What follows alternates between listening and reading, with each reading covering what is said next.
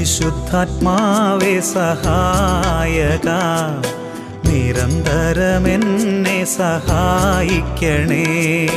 പരിശുദ്ധാത്മാവേ സഹായക, നിരന്തരമെന്നെ സഹായിക്കണേ. നിത്യവും കൂടെ വസിക്കുന്നോനേ, അഭിഷേകത്തിനഗ്നി നിറച്ചിടണേ.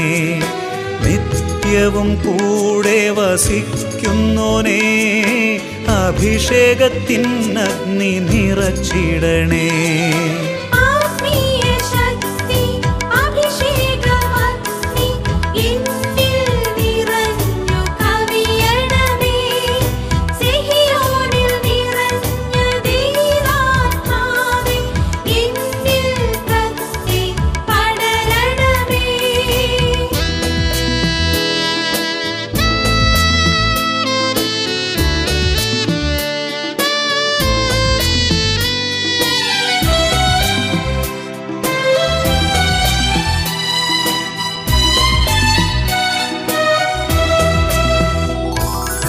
എന്നുള്ളിൽ നിറയുന്ന ദൈവിക ശക്തി ലൗകിക ശക്തിയെ തകർത്തിടുന്നു.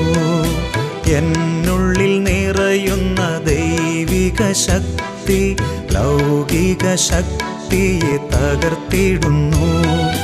പാപനീതി ന്യായ ബോധ്യങ്ങൾ ഹൃത്തിൽ നിറച്ചെന്നെ അഭിഷേചിക്കൂ. പാപനീതി ന്യായ ബോധ്യങ്ങൾ ഹൃത്തിൽ നിറച്ചെന്നെ അഭിഷേചിക്കൂ.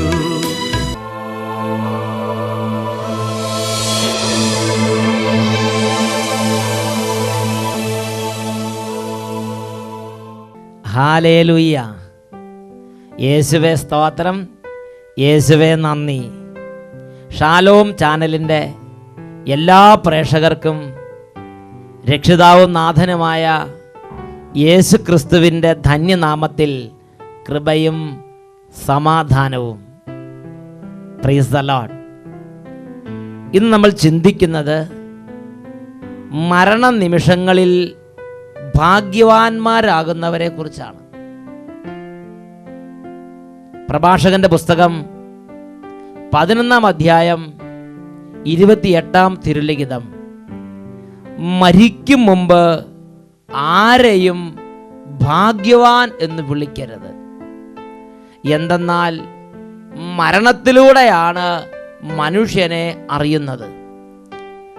മരിക്കും മുമ്പ് ആരെയും ഭാഗ്യവാൻ എന്ന് വിളിക്കരുത്, എന്തെന്നാൽ മരണത്തിലൂടെയാണ് മനുഷ്യനെ അറിയുന്നത്. പ്രിയപ്പെട്ട ദൈവമക്കളെ, ഈ മണിക്കൂറുകളിൽ പിതാവായ ദൈവം തൻ്റെ ആത്മാവിനെ അയച്ച് നമ്മെ ഏവരെയും ദൈവവചനത്തിൻ്റെ അഭിഷേകത്തിന് വേണ്ടി ഒരുമിച്ച് കൂട്ടിയിരിക്കുകയാണ്. നമ്മിൽ നിന്ന് അന്ധകാര കോട്ടകൾ തകരുന്നതിന്, രോഗത്തിൻ്റെ ആധിപത്യങ്ങൾ തകരുന്നതിന്, നിരാശയുടെയും ആത്മഹത്യ ചെയ്യുന്ന ആധിപത്യങ്ങൾ തകരുന്നതിന്, ദൈവരാജ്യത്തിൻ്റെ അനുഭവത്തിലേക്ക് നമ്മളെ കൈപിടിച്ച് ഉയർത്തുന്നതിന് ദൈവം തൻ്റെ ആത്മാവിനാൽ അത്ഭുതകരമായി ഇടപെടുന്ന മണിക്കൂറുകളാണിത്. ഈ നിമിഷങ്ങളിൽ ഞാനും നിങ്ങളും ഹൃദയം തുറക്കുമെങ്കിൽ ഒരുപക്ഷെ വിശ്വാസത്തിൻ്റെ അഭിഷേകം കുറവായിരിക്കാം, ഒരുപക്ഷെ ഒരു തീഷ്ണത തോന്നുന്നില്ലായിരിക്കാം, ഒരുപക്ഷെ ഒരു മരവിച്ചിരിക്കുന്ന അവസ്ഥയായിരിക്കാം, ഒരുപക്ഷെ ഹൃദയത്തിൽ കടുത്ത വെറുപ്പ് തളം കെട്ടി കിടക്കുന്ന സാഹചര്യമാകാം, ഒരുപക്ഷെ ദുഃഖം തളം കെട്ടി കിടക്കുന്ന അവസ്ഥയായിരിക്കാം, ഒരുപക്ഷെ ഒന്നിനോടും താല്പര്യമില്ലാത്തൊരവസ്ഥയായിരിക്കാം, ഒരുപക്ഷെ ദേഷ്യവും വെറുപ്പും തോന്നിക്കൊണ്ടിരിക്കുക ആവാം. എന്തു തന്നെയാകട്ടെ, എൻ്റെ മകനെ, മകളെ, നീ ഇന്ന് ഈ നിമിഷം അല്പം ഒന്ന് എളിമപ്പെട്ട് ഹൃദയത്തിൽ യേശു സന്നിഹിതനാകാൻ വേണ്ടി ആഗ്രഹിച്ചാൽ, നീ വിളിക്കുമ്പോൾ നീ ഇരിക്കുന്ന സ്ഥലത്ത് തന്നെ യേശുവിൻ്റെ അത്ഭുത നാമം, യേശുവിൻ്റെ അത്ഭുത സാന്നിധ്യത്തിൻ്റെ അനുഭവം പിതാവായി ദൈവം നൽകുക തന്നെ ചെയ്യും. കണ്ണുകൾ അടച്ച് 2 കരങ്ങൾ ഉയർത്തി എല്ലാവരും ചേർന്ന് എളിമയോടെ പ്രാർത്ഥിക്കുന്നു. ഹൃദയത്തിൽ നുറുങ്ങിയവർക്ക് കർത്താവ് സമീപസ്ഥനാണ്. മനം നുറുകിയവരെ അവിടുന്ന് രക്ഷിക്കുന്നു. മനം നുറുങ്ങി ഇവ പ്രാർത്ഥിക്കട്ടെ. ഹാലലുയ്യ, ഹാലലുയ്യ. ഓ ദൈവമേ, കരഞ്ഞു തളർന്ന ജീവിതങ്ങളെ പ്രത്യേകം സമർപ്പിക്കുന്ന കർത്താവേ, ഓ കണ്ണുനീരിൽ കുതിർന്ന ജീവിതങ്ങൾ, മനം മടുത്തിരിക്കുന്നവർ, നിരാശ ബാധിച്ച് കിടക്കുന്നവർ, ആത്മഹത്യാ പ്രവണതയാൽ പീഡ അനുഭവിക്കുന്നവർ, സംശയ രോഗത്തിൻ്റെ ബന്ധനത്തിൽ കിടക്കുന്നവർ, ശത്രുക്കളാൽ ഉപദ്രവിക്കപ്പെടുന്നവർ, രാത്രിയും പകലും പൈശാചിക പടകളാൽ മനം മടുത്തിരിക്കുന്നവർ, ജീവിതത്തിൽ എല്ലാ വാതിലും അടയ്ക്കപ്പെട്ട വിധം എല്ലാത്തിൽ നിന്നും വിച്ഛേദിക്കപ്പെട്ടവർ, ആര് സഹായത്തിനകത്ത് ഒറ്റപ്പെട്ട് കിടക്കുന്നവർ, അനാഥരായ ആത്മാ ആത്മാക്കൾ. ഓ ദൈവമേ, മരണാസന്നരായി കിടക്കുന്നവര്, മാറാ രോഗങ്ങളോട് മല്ലടിച്ചുകൊണ്ടിരിക്കുന്നവര്, കിടക്കയിൽ ഇതാ രോഗത്തോട് മല്ലടിച്ച് വേദനിച്ച് കിടക്കുന്നവര്, കസേരന്ന് എഴുന്നേക്കാൻ പോലും പറ്റാത്ത വിധം തളർവാദം പിടിച്ചിരിക്കുന്നവര്, ശരീരത്തിന്റെ കോശങ്ങളൊക്കെ നിർജീവമായി കൊണ്ടിരിക്കുന്നവര്, ചികിത്സയില്ലാത്ത വിധം മാരക രോഗങ്ങളാൽ ബന്ധിക്കപ്പെട്ട് കിടക്കുന്നവര്, ഓരോരുത്തരുടെ മേൽ യേശുവിന്റെ നാമത്തെ അയക്കുന്നു. ഓരോ രോഗത്തിന് മേൽ യേശുവിന്റെ നാമത്തെ അയക്കുന്നു. ഓരോ ദുഃഖത്തിലേക്ക് യേശുവിന്റെ നാമത്തെ അയക്കുന്നു. ഓരോ മനപീഡകളിലേക്ക് യേശുവിന്റെ നാമത്തെ അയക്കുന്നു. ആത്മാവിൽ, ശരീരത്തിൽ, മനസ്സിൽ, ഓരോ മേഖലകളിലും സാത്താൻ ബന്ധിച്ചിട്ടിരിക്കുന്ന ഓരോരുത്തരെയും യേശുവിന്റെ നാമം അയച്ച് സാത്താന്റെ എല്ലാ ചങ്ങലകളും മുറിച്ച് വിടുവിച്ച് പ്രാർത്ഥിക്കുന്നു. Hallelujah, hallelujah. ഓ ദൈവമായ കർത്താവിന്റെ അത്യുന്നത ശക്തി ഇടിമിന്നൽ പോലെ വ്യാപരിക്കട്ടെ. സാത്താനെ, ദൂതഗണങ്ങളെ നസ്രായന്റെ നാമത്തിൽ നിങ്ങളോട് ഞാൻ കൽപ്പിക്കുന്നു. ദൈവമക്കളെയും അവരുടെ കുടുംബങ്ങളെയും ഇപ്പോൾ വിട്ടൊഴിഞ്ഞു പോവുക. Hallelujah, hallelujah, hallelujah. യേശുവേ ആരാധന, യേശുവേ സ്തോത്രം, യേശുവേ ആരാധന, യേശുവേ നന്ദി, യേശുവേ സ്തോത്രം, യേശുവേ നന്ദി. Praise the Lord. ഹല്ലേലൂയ. പ്രിയപ്പെട്ട സഹോദരങ്ങളെ, അനേകരുടെ ജീവിതത്തിൽ അവരുടെ മരണനിമിഷങ്ങൾ അടുക്കുമ്പോൾ അവർ വലിയ പരിഭ്രാന്തിയും ഭയവും അസാധാരണമായ വിധത്തിലുള്ള വെപ്രാളങ്ങളും കാണിക്കുന്നത് ഒരു വൈദികൻ എന്ന നിലയിൽ പലരുടെയും മരണനിമിഷങ്ങളിൽ അവരടുത്ത് ചെന്നപ്പോൾ കണ്ടിട്ടുണ്ട്. അപ്പോൾ ഞാൻ ദൈവസന്നിധിയിൽ വേദനയോടെ സംസാരിച്ചിട്ടുണ്ട്. ദൈവമേ, ഒരു മനുഷ്യൻ്റെ അന്ത്യനിമിഷങ്ങൾ ഇതുപോലെ ഭയാനകമായി കടന്നു പോകുന്നത് എന്തുകൊണ്ട് അനേകർ ഭീകര രംഗങ്ങൾ കാണുന്നു? എന്തുകൊണ്ട് അനേകർ ഭയപ്പെടുന്നു? എന്തുകൊണ്ട് അനേകർ മരണനിമിഷങ്ങൾ അടുക്കുമ്പോൾ പകലില്ലാതെ ഭയത്തിൻ്റെ പിടിയിൽ അമർന്നു പോകുന്നു? അപ്പോൾ ദൈവസന്നിധിയിൽ നിന്ന് പ്രാർത്ഥിച്ചപ്പോൾ ദൈവം വെളിപ്പെടുത്തുന്ന ചില കാര്യങ്ങളുണ്ട്. അതിൽ പ്രധാനപ്പെട്ടൊരു കാര്യമാണ്, ഈ ലോകത്തിൽ ഒരു മനുഷ്യൻ്റെ ജീവിതം എങ്ങനെയാണോ അങ്ങനെയായിരിക്കും അയാളുടെ മരണനിമിഷങ്ങൾ. ഈ ലോകത്തിൽ നന്നായി ജീവിച്ചാൽ മരിക്കുമ്പോൾ ഒരു നല്ല മരണം. അനേകർക്ക് ഒരു തെറ്റിദ്ധാരണയുണ്ട്, മരിക്കുന്ന ആളുകളുടെ വീടിൻ്റെ അടുത്ത് പട്ടി ഇങ്ങനെ ഉറക്ക കാലം കൂവിയാൽ, അല്ലെങ്കിൽ ഇങ്ങനെ ഉറക്ക കൂവിയാൽ അത് കാലൻ വരുന്നതിനെ കുറിച്ച് കണ്ട് അത് കൂവുന്നതാണെന്ന് ഒരു തെറ്റിദ്ധാരണ പലരുടെയും മനസ്സിലിരിപ്പുണ്ട്. അപ്പോൾ ഞാൻ ദൈവത്തോട് ചോദിച്ചൊരു കാര്യമുണ്ട്, ദൈവമേ, മരിക്കുമ്പോൾ ഒരു വ്യക്തിയുടെ ആത്മാവിനെ കൊണ്ടുപോകാൻ വരുന്നത് കാലനാണോ? കാലൻ വരുമ്പോഴാണോ ഈ പട്ടി ഇങ്ങനെ കൂവുന്നത്? ഒരു മനുഷ്യൻ മരിക്കുമ്പോൾ ആ മരണ വീട്ടിൽ വരുന്നത് യമനാണോ, കാലനാണോ, ദുഷ്ടാരൂപിയാണോ, അതോ ദൈവത്തിൻ്റെ സാന്നിധ്യമാണോ? ഇതിനെക്കുറിച്ച് ദൈവസന്നിധി പ്രാർത്ഥിച്ചപ്പോൾ ദൈവം വെളിപ്പെടുത്തുന്ന ഏതാനും ചില കാര്യങ്ങളാണ് ഈ നിമിഷങ്ങളിൽ പങ്കുവെക്കുന്നത്. ഏറ്റവും ആദ്യമായി എനിക്ക് മനസ്സിലാക്കുന്നത് ഇങ്ങനെയാണ്, ഒരു വ്യക്തി ഈ ജീവിതകാലത്ത് പാപം ഉപേക്ഷിച്ച്, തിന്മ ഉപേക്ഷിച്ച്, ജഡത്തിൻ്റെ വെറിക്കൂത്തുകൾ ഉപേക്ഷിച്ച് ദൈവത്തെ ആരാധിച്ച് ദൈവ പൈതലായി ജീവിച്ചാൽ അയാൾ മരിക്കുമ്പോൾ അയാളുടെ ഭവനത്തിലേക്ക്, ആ മരണ വീട്ടിലേക്ക് വരുന്നത് കാലനല്ല, യമനല്ല, അവിടെ വരുന്നത് യേശു ക്രിസ്തുവാണ് എന്ന് തിരുലിഖിതങ്ങൾ വ്യക്തമായി പഠിപ്പിക്കുന്നുണ്ട്. വെളിപാടിൻ്റെ പുസ്തകത്തിൽ 3-ാം അധ്യായം 5-6 തിരുലിഖിതങ്ങൾ, വിജയം വരിക്കുന്നവനെ ഞാൻ വന്ന് വെള്ളവസ്ത്രം ധരിപ്പിക്കും, അവൻ്റെ പേര് ജീവന്റെ ഗ്രന്ഥത്തിൽ നിന്ന് ഞാൻ മായിച്ചു കളയുകയില്ല, എൻ്റെ പിതാവിൻ്റെയും അവിടുത്തെ ദൂതന്മാരുടെ സന്നിധിയിൽ അവൻ്റെ പേര് ഞാൻ ഏറ്റുപറയും. വിജയം വരിക്കുന്നവനെ ഞാൻ വന്ന് വെള്ളവസ്ത്രം ധരിപ്പിക്കും. ഈ ഭൂമിയിൽ ജീവിച്ചിരിക്കുന്നിടത്തോളം കാലം എൻ്റെ ദൈവമായ കർത്താവിൻ്റെ വചനം കേട്ട്, എൻ്റെ ദൈവമായ കർത്താവിൻ്റെ വഴികളിലൂടെ നടന്ന്, സന്മാർഗത്തിലൂടെ നടന്ന്, വിശുദ്ധിയുടെ മാർഗത്തിലൂടെ നടന്ന്, ദൈവത്തെ ആരാധിച്ച് പ്രാർത്ഥിച്ച് ദൈവവിചാരത്തോടും ദൈവഭയത്തോടും കൂടെ വിശുദ്ധമായ ജീവിതം നയിച്ചാൽ മരിക്കുമ്പോൾ കർത്താവ് വെളിപ്പെടുത്തിയിരിക്കുകയാണ്, കർത്താവ് വന്ന് നമ്മെ വെള്ളവസ്ത്രം ധരിപ്പിക്കും. ജീവന്റെ ഗ്രന്ഥത്തിൽ നമ്മുടെ പേര് മായ്ക്കപ്പെടുകയില്ല. എൻ്റെ പിതാവിൻ്റെയും അവിടുത്തെ ദൂതന്മാരുടെ സന്നിധിയിൽ അവൻ്റെ നാമം ഞാൻ ഏറ്റുപറയുമെന്ന് കർത്താവ് വെളിപ്പെടുത്തിയിരിക്കുന്നു. അതാണ് യോഹന്നാന്റെ സുവിശേഷം 14:3 നമ്മൾ വായിക്കുന്നത്. ഞാൻ പോയി നിങ്ങൾക്ക് സ്ഥലമൊരുക്കി കഴിയുമ്പോൾ ഞാൻ ആയിരിക്കുന്നിടത്ത് നിങ്ങളും ആയിരിക്കേണ്ടതിന് ഞാൻ വീണ്ടും വന്ന് നിങ്ങളെയും കൂട്ടിക്കൊണ്ടുപോകും. ഈ വചനങ്ങൾ കേട്ടപ്പോൾ ഓരോ മനുഷ്യരും മരിക്കുന്ന സമയത്ത് അവരുടെ പ്രതികരണങ്ങൾ എന്താണ് എന്നതിനെക്കുറിച്ച് ഞാൻ പഠിക്കാൻ തുടങ്ങി. ആദ്യം ഞാൻ പഠിക്കാനെടുത്തത് വിശുദ്ധ അന്തോനീസ് പുണ്യാളൻ്റെ ജീവചരിത്രമാണ്. അന്തോനീസ് പുണ്യാളൻ മരണത്തോടടുത്ത് കിടക്കുകയാണ്. തൻ്റെ ജീവിതകാലത്ത് യേശുവിനെ സ്നേഹിച്ച്, യേശുവിനെ ആരാധിച്ച്, തൻ്റെ ജീവിതം മുഴുവൻ യേശുവിനെ അർപ്പിച്ച, യേശുവിൻ്റെ വചനം പ്രഘോഷിക്കാൻ വേണ്ടി ജീവിതം ഉഴിഞ്ഞു വെച്ച കർത്താവിൻ്റെ പ്രിയദാസനാണ് വിശുദ്ധ അന്തോനീസ് പുണ്യവാളൻ. ഈ പുണ്യവാളൻ മരണത്തിൻ്റെ അടുത്ത് വക്കത്തെത്തി കിടക്കുകയാണ്. അപ്പോൾ ഇതാ അദ്ദേഹത്തിന് ചുറ്റിനും സന്യാസിമാരിരുന്ന് നല്ല മരണത്തിന് വേണ്ടിയുള്ള പ്രാർത്ഥന ചൊല്ലിക്കൊടുത്തുകൊണ്ടിരിക്കുകയാണ്. അങ്ങനെ നല്ല മരണത്തോട് അടുത്തുകൊണ്ടിരുന്നപ്പോൾ, മരണത്തിന് തൊട്ട് വക്കത്തെത്തിയപ്പോൾ അന്തോനീസ് പുണ്യവാളൻ പ്രാർത്ഥന നിർത്തി. എന്നിട്ട് ഒരു സ്ഥലത്തേക്ക് തന്നെ സൂക്ഷിച്ചു നോക്കാൻ തുടങ്ങി. ഉടനെ ചുറ്റുമുണ്ടായിരുന്ന സന്യാസിമാര് അന്തോനീസ് പുണ്യവാളനെ വിളിച്ചിട്ട് ചോദിച്ചു, ഗുരു ഗുരു, അങ്ങിപ്പോൾ എന്താണ് കണ്ടുകൊണ്ടിരിക്കുന്നത്? ഉടനെ സുസ്മേരവദനായി അന്തോനീസ് പുണ്യവാളൻ പറഞ്ഞു, ഇതാ ഞാൻ എൻ്റെ കർത്താവിനെ കാണുന്നു. ഏതാനും സെക്കൻഡുകൾ കഴിഞ്ഞപ്പോൾ അന്തോനീസ് പുണ്യവാളൻ മരിച്ചു. അന്തോനീസ് പുണ്യവാളന്റെ ജീവിതത്തിൽ അന്തോനീസ് പുണ്യവാളൻ പറഞ്ഞിരിക്കുന്ന ഏറ്റവും അവസാനത്തെ സെന്റൻസ് ആണിത്, ഇതാ ഞാൻ എൻ്റെ കർത്താവിനെ കാണുന്നു. അല്പസമയത്തിനുള്ള ആള് മരിച്ചു. ഞാൻ ഇത് വെച്ച് പ്രാർത്ഥിച്ചു നോക്കി, എന്താണ് ഇതിൻ്റെ അർത്ഥം? അപ്പം എനിക്കൊരു കാര്യം മനസ്സിലായി.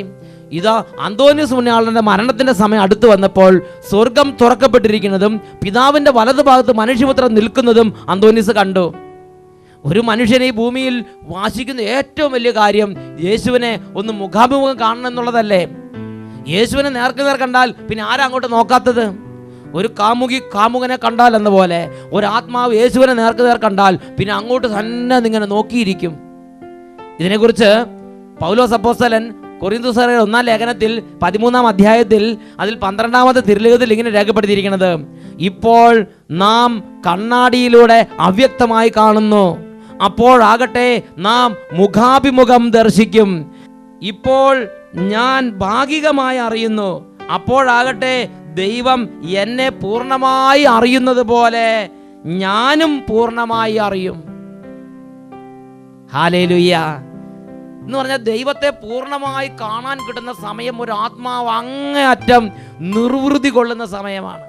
നന്നായി ജീവിച്ചാൽ മരിക്കുമ്പോൾ ദൈവത്തെ ഫേസ് ടു ഫേസ് ആയി കാണാൻ തക്കവണ്ണം യേശു ക്രിസ്തു നമ്മുടെ അരികിലേക്ക് എഴുന്നള്ളി വരും എന്നതാണ് ഇതിൽ ഞാൻ മനസ്സിലാക്കുന്നത്.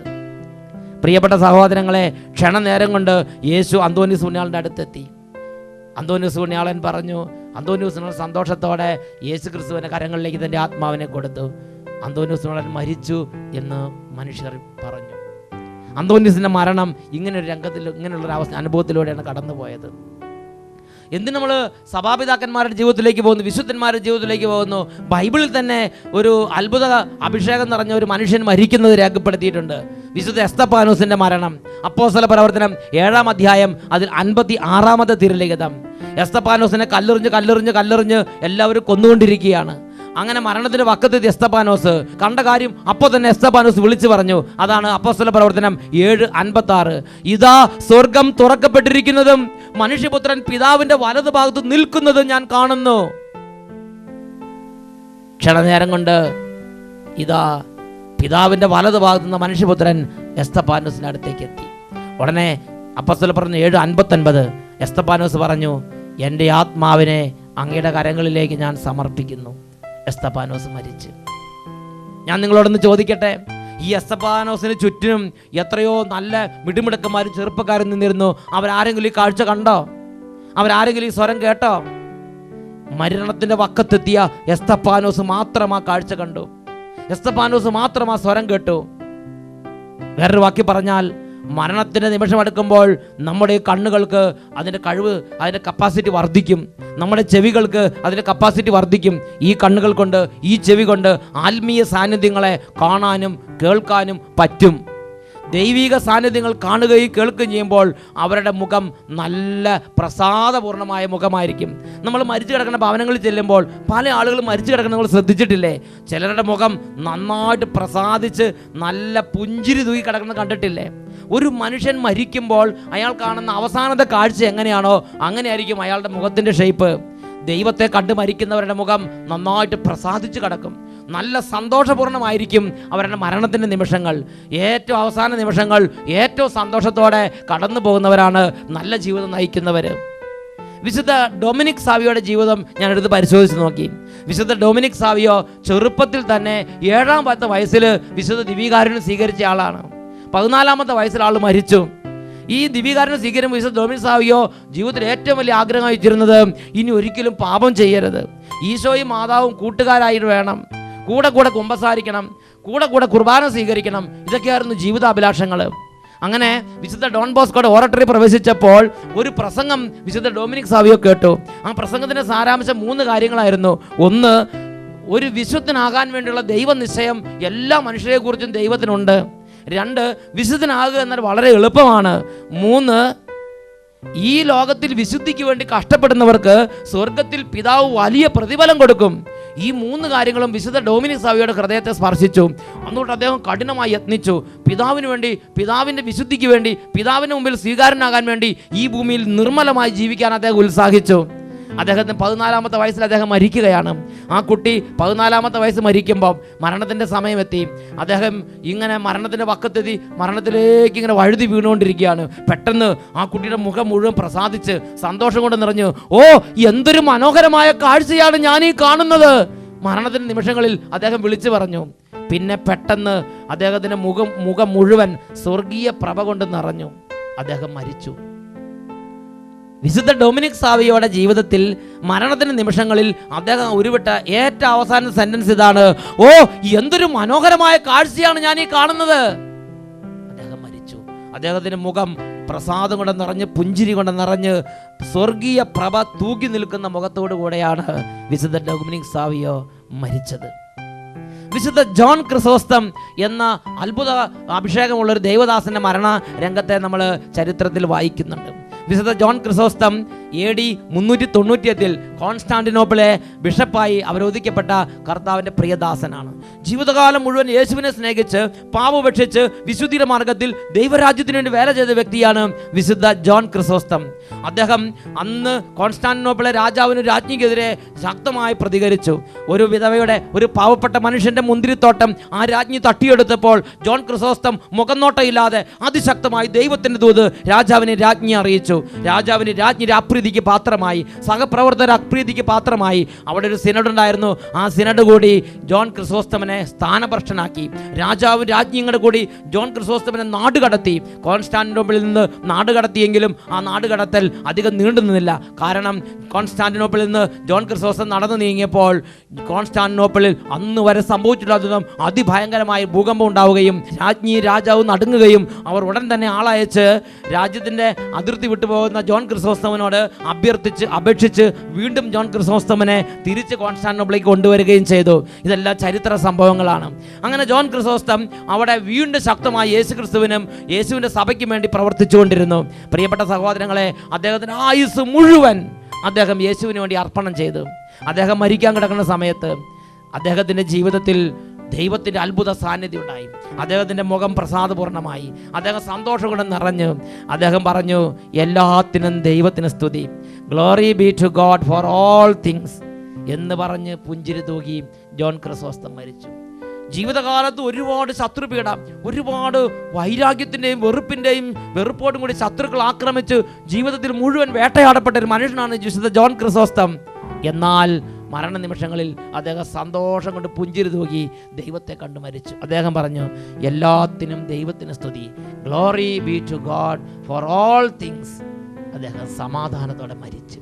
പ്രിയപ്പെട്ട ദൈവമക്കളെ, നല്ല വിധത്തിൽ ഈ ലോകത്തിൽ ജീവിച്ചിരിക്കുന്ന കാലത്ത്, സുബോധമുള്ള കാലത്ത് പാപപേക്ഷിച്ച് ദൈവത്തെ ആരാധിച്ച് ജീവിച്ചാൽ മരിക്കുമ്പോൾ സന്തോഷിച്ച് തുള്ളി തുള്ളി ചാടി മരിക്കാനായിട്ട് നമുക്ക് പറ്റുമെന്നതാണ് അനേകം വീരപുരുഷന്മാരായ പൂർവികർ നമുക്ക് കാണിച്ചു തരുന്നത്. വിശുദ്ധ പത്രോസ്ലീഹയുടെ ജീവിതത്തിൽ മരണത്തെ നമ്മൾ കാണുന്നുണ്ട്. പത്രോസ്ലീഹയെ ശത്രുക്കൾ പിടിച്ച് കുരിശു തറച്ച് കൊല്ലാൻ കൊണ്ടുപോകുമ്പോൾ സുസ്മേരവദനായി പുഞ്ചിരി തൂക്കി പത്രോസ്ലീഹ പറയുകയാണ്, അയ്യോ, കുരിശിൽ തറച്ച് കൊല്ലാൻ മാത്രമുള്ള യോഗ്യത എനിക്കില്ലല്ലോ. കാരണം എൻ്റെ ഗുരുനാഥൻ യേശു മരിച്ചത് കുരിശിൽ തറയ്ക്കപ്പെട്ടാണ്. അതിനുള്ള യോഗ്യത എനിക്ക് എവിടുന്നാ? അതുകൊണ്ട് ദയവ് ചെയ്ത് എൻ്റെ അഭ്യർത്ഥന കേൾക്കണം, എന്നെ തല കീഴായി കുരിശ് തറയ്ക്കാമോ? അങ്ങനെയാണ് പത്രോസ്ലീഹ മരണത്തെ നേരിട്ടത്. സന്തോഷത്തോടെ തല കീഴായി കുരിശ് തറയ്ക്കാൻ വേണ്ടി അഭ്യർത്ഥിച്ച് അങ്ങനെ തൻ്റെ മരണത്തിൽ അദ്ദേഹം തൻ്റെ വീര്യം വെളിപ്പെടുത്തുകയാണ്. പ്രിയപ്പെട്ട ദൈവമക്കളെ, ഇതുപോലെ മരിച്ച മറ്റൊരു വ്യക്തിയുണ്ട്, വിശുദ്ധ തോമസ് മൂർ. വിശുദ്ധ തോമസ് മൂർ ഹെൻറി എട്ടാമൻ രാജാവിൻ്റെ കാലത്ത് ഹെൻറി എട്ടാമൻ രാജാവിൻ്റെ ചാൻസലറായി ഇംഗ്ലണ്ടിൽ ഉന്നതമായ സ്ഥാനം വഹിച്ചിരുന്ന വ്യക്തിയാണ്. വലിയൊരു ഫിലോസഫറായിരുന്നു.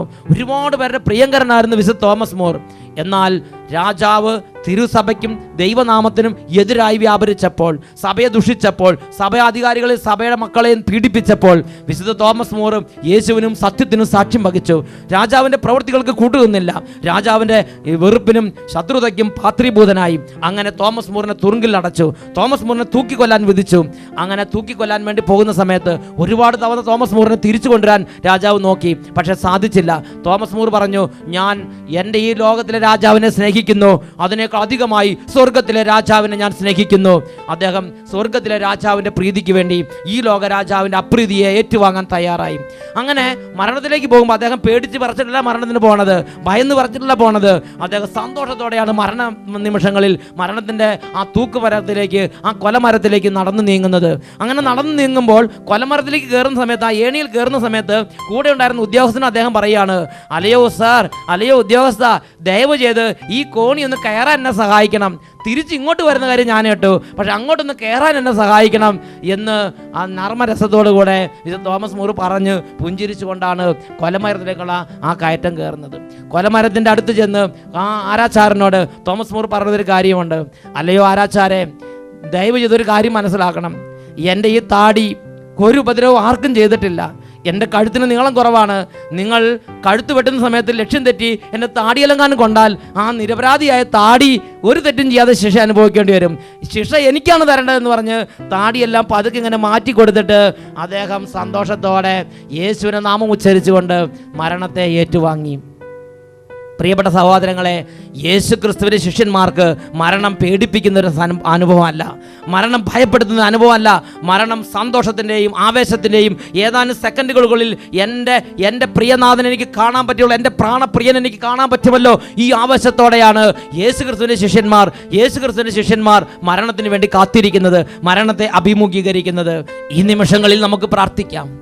ഓ ദൈവമേ, ഈ ഭൂമിയിൽ എങ്ങനെയെങ്കിലും കുറച്ച് ചെറിയ ചെറിയ സന്തോഷത്തിന് വേണ്ടി അതും ഇതും ചെയ്ത് എങ്ങനെയെങ്കിലും കുറേ തട്ടിപ്പും വെട്ടിപ്പും കാണിച്ച് കുറച്ച് നേട്ടങ്ങളൊക്കെ നേടി കുറച്ച് ഉയർച്ച പ്രാപിച്ച് ഈ ലോകത്തിൽ എന്തെങ്കിലും ചെയ്ത് ജീവിച്ച് ഭീകരമായൊരു മരണ നിമിഷങ്ങളിലേക്ക് നിവധിക്കാൻ ഇടവരുത്തരുത്. ഈ ലോക ജീവിതത്തിൽ തിരിച്ചറിവുള്ളപ്പോൾ, സുബോധമുള്ളപ്പോൾ പാപത്തെക്കുറിച്ച് അനുദപിച്ച്, പാപത്തെക്കുറിച്ച് പശ്ചാത്തപിച്ച്, യേശു ക്രിസ്തുവിനെ രക്ഷിതാവ് നാഥനായി സ്വീകരിച്ച് എൻ്റെ യേശുവിൻ്റെ ഒരു പൈതലായി ജീവിച്ച് സ്വർഗത്തിലെത്താൻ, നല്ല മരണം പ്രാപിപ്പാൻ ഓ ദൈവമേ പരിശുദ്ധാത്മാവൻ അയച്ചെന്നെ സഹായിക്കണമേ. റോമാലേഖനം 8-ാം അധ്യായം അതിൽ 1-ാം തിരുലിഖിതം, ആകയാൽ ഇപ്പോൾ യേശു ക്രിസ്തുവിനോട് ഐക്യപ്പെട്ടിരിക്കുന്നവർക്ക് ശിക്ഷാവിധിയില്ല. ആകയാൽ ഇപ്പോൾ യേശു ക്രിസ്തുവിനോട് ഐക്യപ്പെട്ടിരിക്കുന്നവർക്ക് ശിക്ഷാവിധിയില്ല. ഓ ദൈവമേ, ഇന്ന് ഈ നിമിഷം പ്രാർത്ഥിക്കുമ്പോൾ ഒരു നല്ല മരണം പ്രാപിക്കാൻ തക്കവണ്ണം, ഒരു നല്ല ജീവിതം നയിക്കാനുള്ള, വിശുദ്ധമായൊരു ജീവിതം നയിക്കാനുള്ള ആത്മാവിൻ്റെ പ്രവർത്തനം എൻ്റെ ഹൃദയത്തിൽ അവിടെ നിന്ന് അങ്കുരിപ്പിക്കണമേ. കരങ്ങൾ ഉയർത്തി എല്ലാവരും സ്തുതിക്കുന്നു.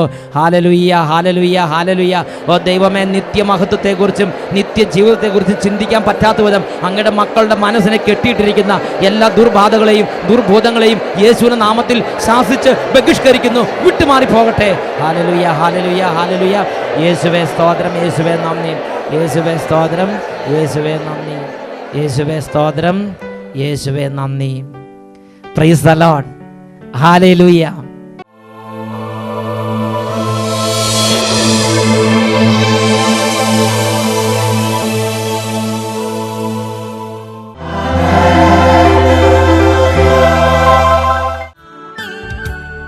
യോഹന്നാന്റെ 1-ാം ലേഖനം 3-ാം അധ്യായം 2-ാം തിരുലിഖിതം. അവിടുന്ന് പ്രത്യക്ഷനാകുമ്പോൾ അവിടുന്ന് ആയിരിക്കുന്നത് പോലെ നാം അവിടുത്തെ കാണും, നാം അവിടുത്തെ പോലെ ആവുകയും ചെയ്യും. കർത്താവിൻ്റെ സന്നിധിയിൽ നമുക്ക് പ്രാർത്ഥിക്കാം. ദൈവമേ, ഈ ലോകത്തിലെ ഈ ജീവിതത്തിന് ശേഷം ഞങ്ങളുടെ മരണ നിമിഷങ്ങളിലേക്ക് ഞങ്ങൾ അടുക്കുമ്പോൾ അങ്ങയുടെ തിരുമുഖം കണ്ടുകൊണ്ട് മരിക്കാൻ, അങ്ങയുടെ കരങ്ങളിൽ കിടന്ന് മരിക്കാൻ, ഒരു നല്ല മരണത്തിന് വേണ്ടി ഒരു നല്ല ജീവിതം ഞങ്ങൾക്ക് തരണമേ. 2 കരങ്ങൾ യേശുവിൻ്റെ സന്നിധിയിലേക്ക് ഉയർത്തി ഇപ്പോഴുള്ള ദൈവത്തിന് ചേരാത്ത എല്ലാ അവസ്ഥകളും വിട്ടുമാറാൻ വേണ്ടി ആഗ്രഹിക്കാം. 1 യോഹന്നാൻ 3-ാം അധ്യായം 3-ാം തിരുലിഖിതം, ഈ പ്രത്യാശയുള്ളവൻ അവിടുന്ന് പരിശുദ്ധനായിരിക്കുന്നത് പോലെ തന്നെ വിശുദ്ധനാക്കുന്നു. ഈ പ്രത്യാശയുള്ളവൻ അവിടുന്ന് പരിശുദ്ധനായിരിക്കുന്നത് പോലെ തന്നെ വിശുദ്ധനാക്കുന്നു. കരങ്ങൾ ഉയർത്തി സ്തുതിക്കട്ടെ. ഹാലലുയ, ഹാലലുയ. ഓ ദൈവമേ, ഞങ്ങളുടെ എല്ലാ ദുഷ്കൃത്യങ്ങളും, എല്ലാ അന്ധകാര സ്വഭാവങ്ങളും, എല്ലാ കുരുട്ടുബുദ്ധികളും ഉപേക്ഷിച്ച് ദൈവം പരിശുദ്ധനായിരിക്കുന്നത് പോലെ പരിശുദ്ധരായി ജീവിക്കാൻ തക്കവണ്ണമുള്ള ആന്തരിക ദാഹം കൊണ്ട് നിറയ്ക്കണമേ. അതിന് തടസ്സമായി നിൽക്കുന്ന അന്ധകാര പീഡകൾ യേശുവിന്റെ നാമത്തിൽ വിട്ടുമാറിപ്പോകട്ടെ. രോഗം, തിന്മ, നിരാശ, ആത്മഹത്യ ചിന്ത, എല്ലാ തരത്തിലുള്ള ദുർസ്വഭാവങ്ങൾ, മൂലപാപങ്ങൾ, വിപരീത വികാരങ്ങൾ, ഈ മേഖലകളിൽ ദൈവമക്കളെ പീഡിപ്പിച്ചുകൊണ്ടിരിക്കുന്ന പീഡക ശക്തികൾ യേശുവിന്റെ അത്ഭുത ശക്തിയാൽ ഇപ്പോൾ വിട്ടൊഴിഞ്ഞു പോകട്ടെ. ഹാലലുയ, ഹാലലുയ, ഹാലലുയ. യേശുവേ ആരാധന, ആരാധന. യേശുവേ സ്തോത്രം, യേശുവേ നന്ദി.